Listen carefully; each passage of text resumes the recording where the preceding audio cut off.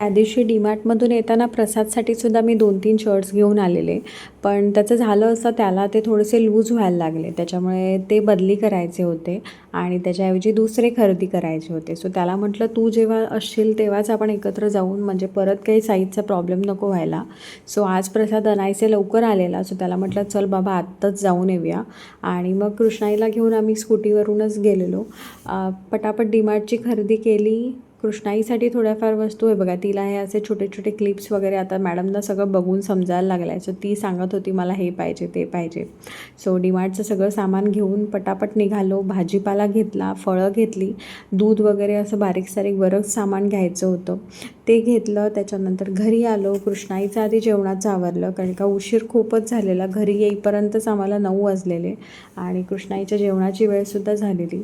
त्याच्यामुळे घरी आलो आणि आधी तिचं जेवण लावलं आणि लगे हात तिला भरूनही घेतलं कारण मॅडम एकदा खेळायला लागल्या की आम्हाला काहीच नको असतं. आणि बरं त्या दिवशी जे मी तुम्हाला बालवर्धकचे जे प्रोडक्ट्स सांगितलेले ना, लहान मुलांसाठी जे इन्स्टंट प्रोडक्ट्स आहेत, ते जर का तुम्हाला ऑनलाईन मागवायचे असतील तर तुम्हाला त्यांच्या वेबसाईटवरतीच जाऊन ऑर्डर प्लेस करावी लागेल.